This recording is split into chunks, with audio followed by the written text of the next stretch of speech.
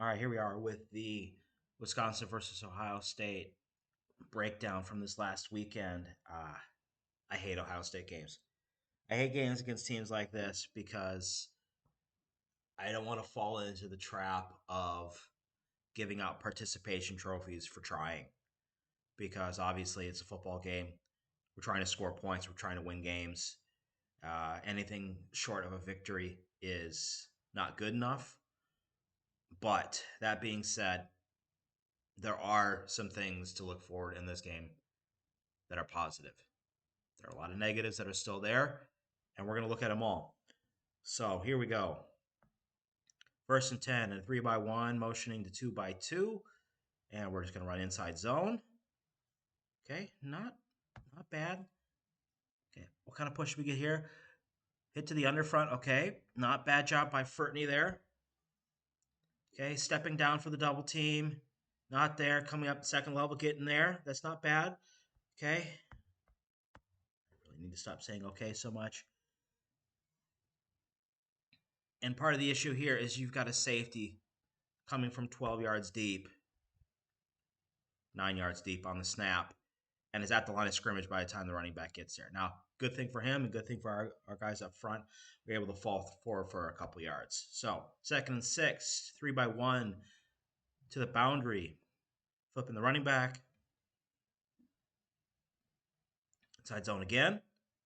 Not much doing there. Still pushing the pile forward, and then Braylon fumbles. Yeah. This is an issue. And always will be. The only thing that I will critique other than Braylon on this, okay, line push wasn't that great, is I think if this snap wasn't high,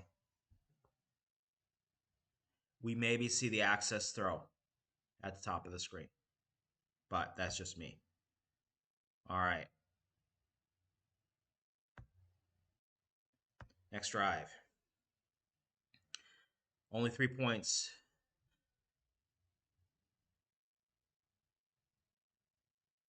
Look at this. I mean, the quickness these Ohio State players show sometimes is insane. Now, the only problem with this is Furtney, his angle is too deep. What I mean is, I'd like to see him coming a little bit more flat and almost let this guy run up. Because by doing that, we can get an extra blocker in the second end. He's not gonna do anything to affect that end. Nothing. But good second effort by Braylon. We drop the ball again. 2nd and 6. 3-by-1. Anticipating a blitz here off the edge. Here it comes. Braylon steps up, holds it there. Not bad. Hey, from what I remember in my initial watch, I think his pass protection was improved. This is coming across the formation. That's not terrible. Route-wise here, I think we got a miscommunication on the read. That and, again, DK showing his usual problem of getting off of press coverage. He just can't get off of him. A little bit of a hold, but still. I think he was expecting him to take off there. All right. Here we go. 1st and 10. We did get the pass interference call. Guard lead. Motioning to 3-by-1. Little guard lead. Nice job by Riley Nowakowski. Being strong up in there. Blocking down. Lift. Not bad. Okay, not much doing elsewhere. The double down on the play side. Not much doing. 2nd and 7. 2x2. Run a mesh. Nice job throwing the out here at the top of the screen. Don't believe we get it. We did not. But not a bad throw. Maybe lead a little more inside. 3x1, running levels. Nothing there. Setting up a screen, potentially. No. Just can't get hands down. Just can't get hands down. Route distribution. Let's take a look at the bottom of the screen. We're going to run cross. We're going to run slant. We're probably running a runoff or a post here by number 3. Or, sorry, number 2 in the 10 personnel. Nothing doing. Excuse me. Another dead drive. Next drive. 1st and 10. Okay. On the good side of the field. It's a little stutter. Too much juice on this. All right, let's look at the routes. Top of the screen. I'm going to run double stutter, so we're going to run stutter whip.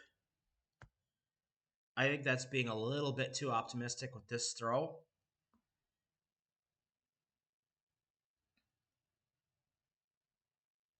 Yeah, I don't like the arm angle that Braden came through here. You pause it right at the right second when he gets into throwing motion.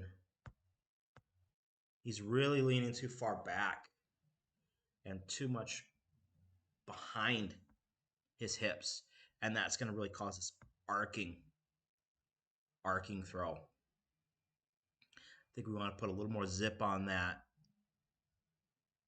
Anything at the bottom of the screen? Top screen, nothing was really there. Not really. They're bracketing him over here, but they're not expecting anything. All right, 2nd and 10. Condensed 2x2 after the motion. Use a little quick flash motion. Split flow.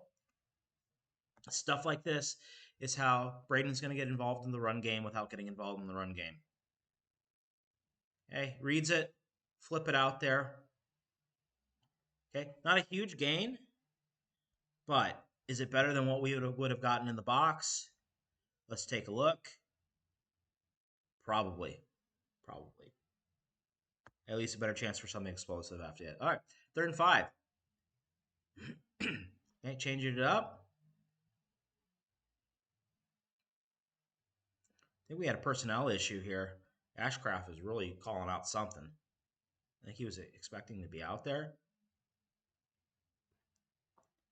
Yeah. Okay, and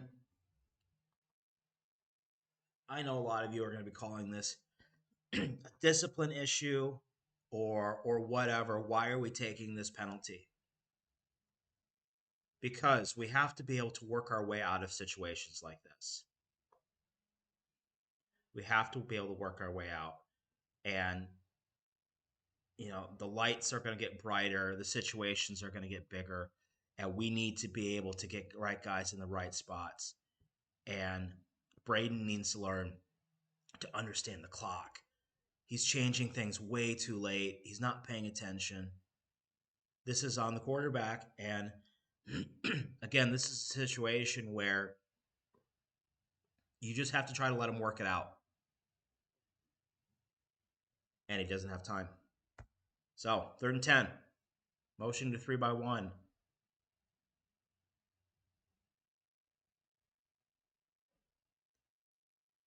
And we're just throwing it hot.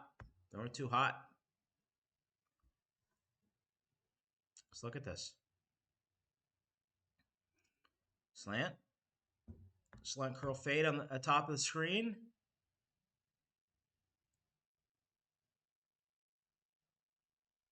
Reading inside out, or outside in, excuse me. We're capping the outside route. That's not going to be there already. Okay, number 2 route, I don't like because we'd have to throw over. So, yeah, we made the right read. Excuse me. This is just where we need to take a little bit off the throw. Okay, right read. Hit the right defense in the right spot. Just couldn't connect. All right, next drive. Now we're just cooking through this game. All right, 3-by-1. Inside zone. Peeking at the RPO on the backside. How we doing it up front?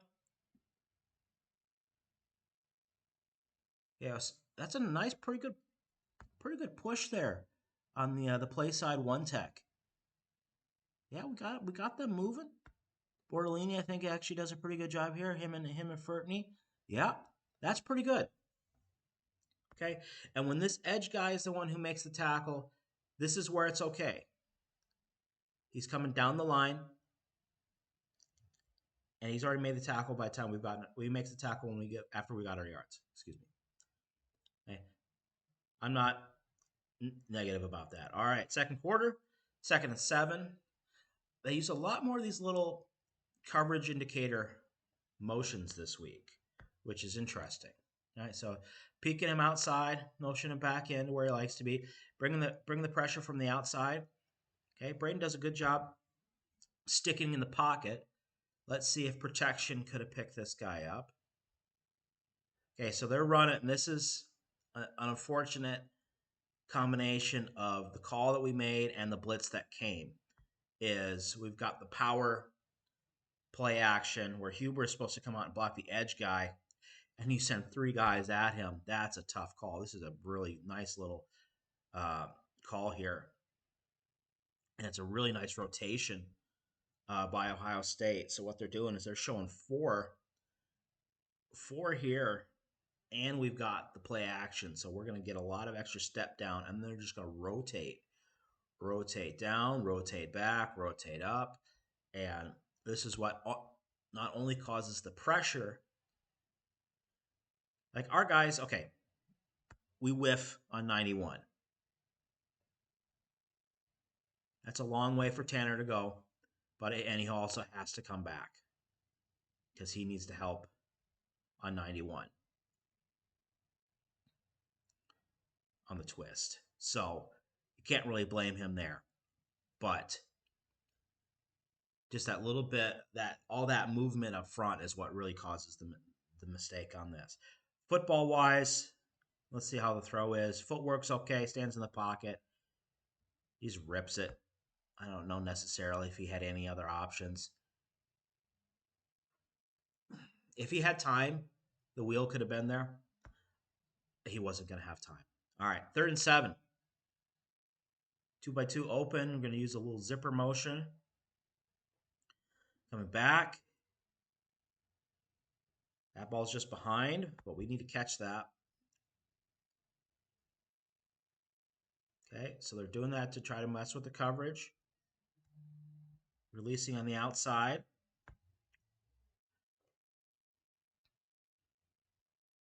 So we got down here.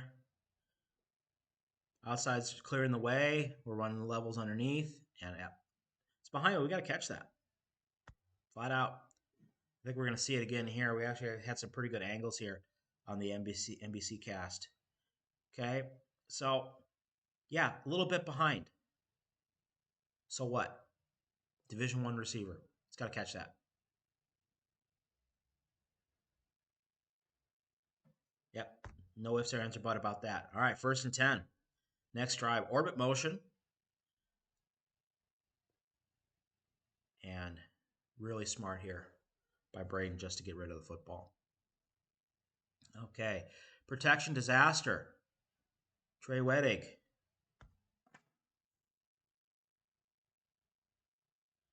Take a look at this.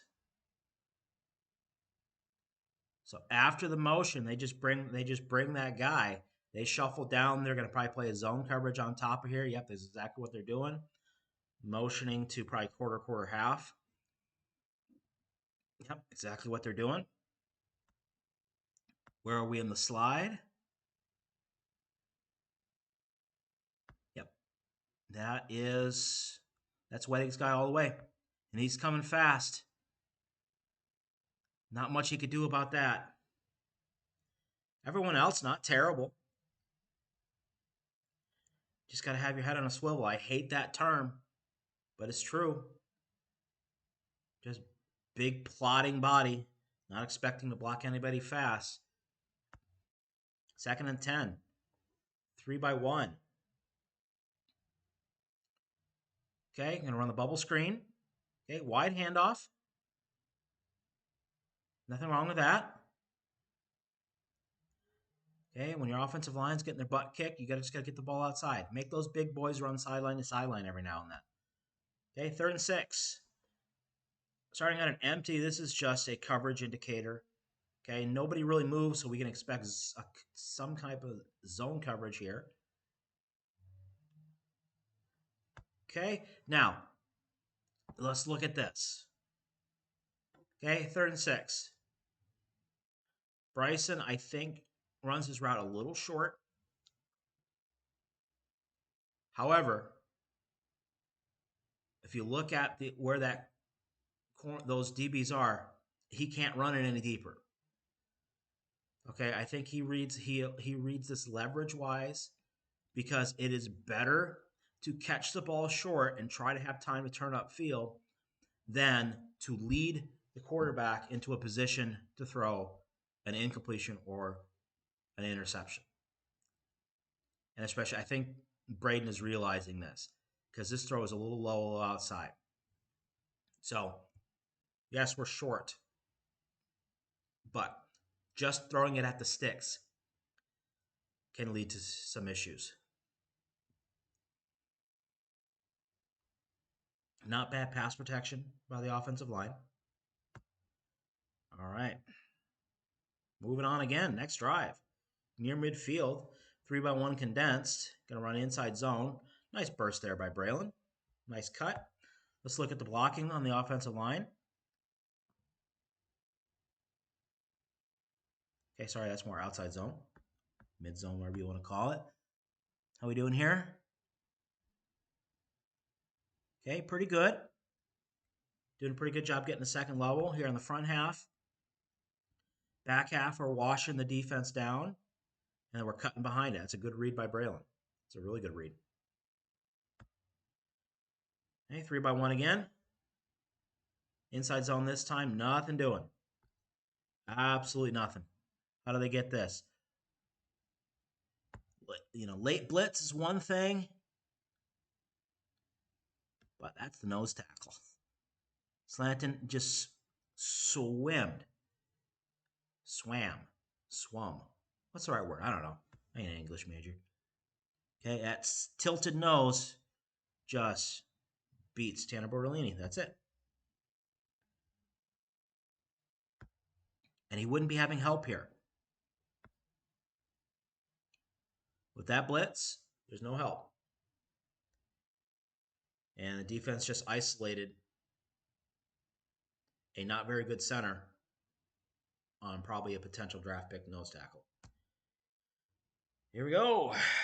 Next drive. 1st and 10. Okay. This just took too long.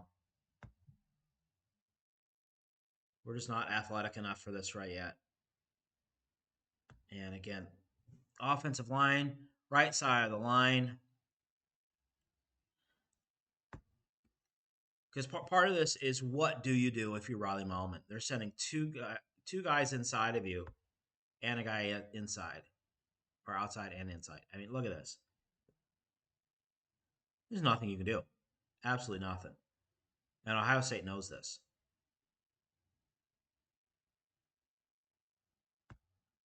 Also doesn't help that we're not getting any semblance of protection from anybody else. And Braylon just here earlier I was praising his improvement in pass protection. This is not one of them. You got to attack the line of scrimmage. I know the guy that you blocked is not the one who made the tackle, but still, you got to get up in the box, up in the line of scrimmage. If you do that, even on a play action, you can slow this down. Everything else, not good. All right, 2nd and 20. Okay, get rid of the ball quickly. Let's just gain some yards. Let's get something positive. Okay, bottom of the screen. We're just running a quick out. That version of the smash we like to run. And then we're running bubble screen at the top of the screen. So this is a leverage read. This is a package play. We like what we see at the bottom of the screen. Get rid of it quickly. Okay, 3rd and 13 is better than 3rd and 20. Okay, so State's playing back, they're playing off, and again, they're bringing that extra wide pressure. We stand in the pocket this time, and we pick it up. Nice catch by Pauling. All right, so again, Ohio State is showing. Bring it back here just a second. Okay, so they're showing 1, 2, 3, 4, 4 weak against 3. 4 if the running back inserts. Too much over protection on the backside to this could lead to something coming from the front side. So we're isolating these two here. We've got one of our best pass rushers here on a weak tackle, but let's see how we pick it up. Okay, they bring all 4. 1, 2, 3. Braylon. Okay, again, that's better, but instead of pop and admiring your work, let's go finish the job. Go finish the job. That being said, not terrible. All right, so routes. We got a run off at the bottom. We got post dig-ish, probably reading leverage there. And then, yeah, we're running dig, post, curl, run off at the bottom of the screen. Good feet by Braden. Quick 3. 1, 2, 3. Set up. Good job. That's a ballsy throw on 3rd down. I like that.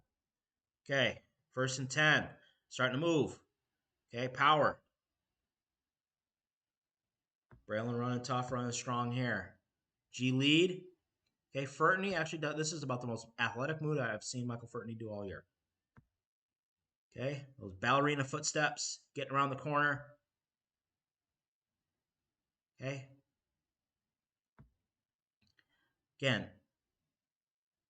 sometimes watching these, I really gain an appreciation for safety play. Okay, Ransom here. We don't even see him on the start of the play. He doesn't make the tackle, but he gets him 12 yards deep. He gets to the line of scrimmage. Rest of the offensive line, good push. Okay, that's good to see. All right, 2nd down. We're moving. 3 by 1. Open to the field. Side zone. Okay, really good job here. Okay, RPO.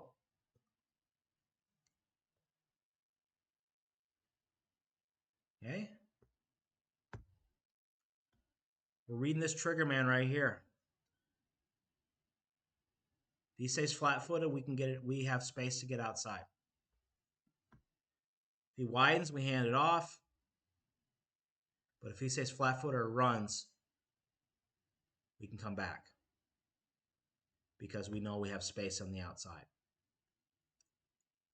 Could we have handed it off here?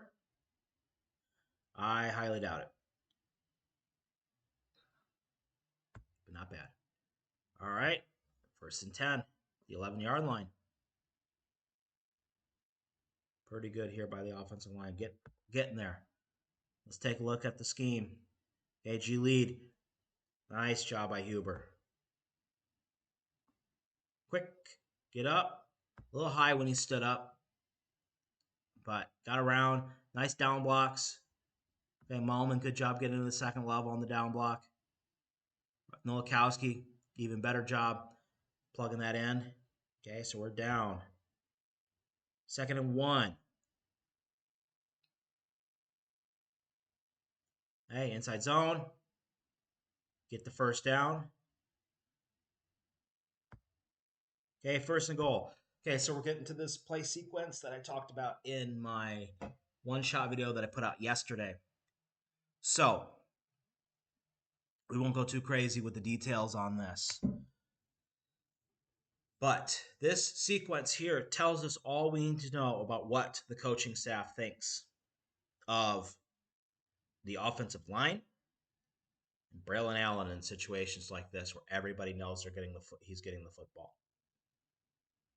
And that's all I'm going to say. I encourage you to go back. Those of you calling for, we should run under center, run I formation, just run power. Go back and look this season at the situations where we did just that. and in situations where everybody in the stadium knew Braylon Allen was getting the ball. It's not as successful as you might think. And that's what led us to situations like this. All right, so let's take a look at this. We'll dig into these plays a little deeper than I did on the other video. All right, so here we are in a bunch 3x1. We're just going to cut block on the front of the line. All we're thinking about here is getting hands down. Hands down, so Braden can take one step out and skip it out there. Turn in the double play.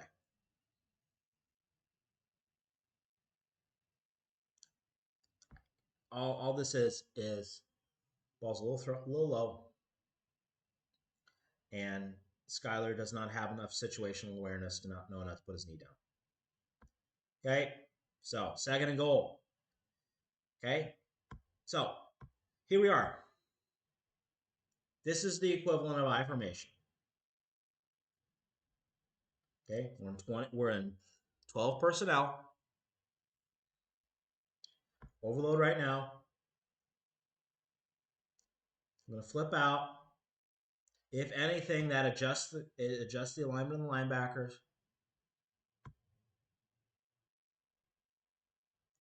And Tucker Ashcraft misses his block. That's one.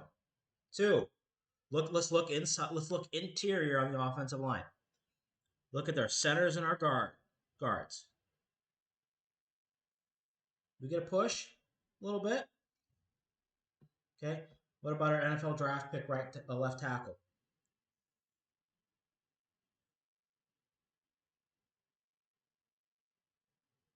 Not really. Okay. So tell me how this is different if we are in 23 personnel, goal line, heavy, and just pound it up the middle. How is it different? Okay. We have hats for hats here. Okay, we have 7 blockers. We have 1, 2, 3, 4, 5, 6, 7, and we got second level guys. Second level guys aren't the ones who make the tackle here. Third level guys. How is it any different? All you're doing is adding more moving pieces. Okay, third and goal. So we come out in a standard personnel. Okay, our normal look. Ohio State is in base personnel, or one of their variations of base personnel. They're in 3-4 personnel here.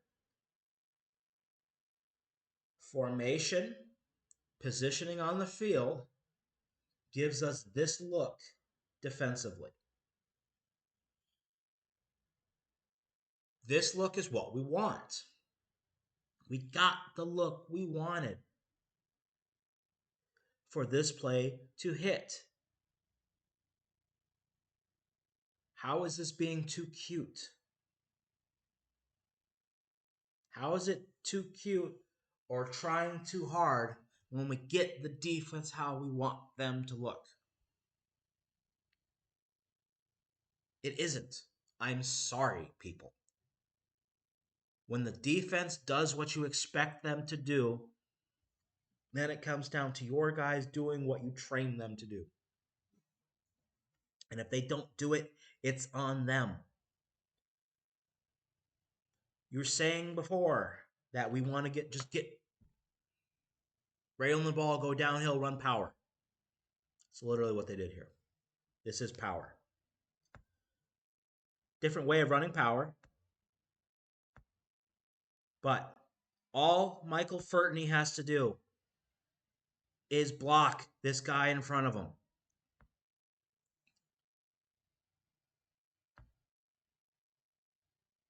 All Riley Nowakowski needs to do is finish.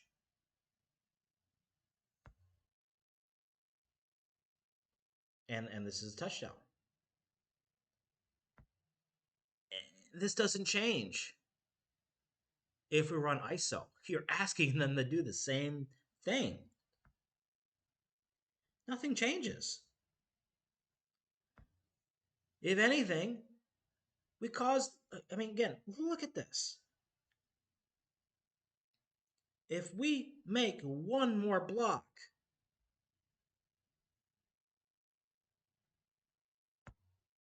look how wide open this space is, okay? Huber falls down. He gets tripped up. It literally doesn't matter. If we make this block right here, instead of falling on our face, we walk into the end zone. Okay? We have 3 defenders following 2 receivers.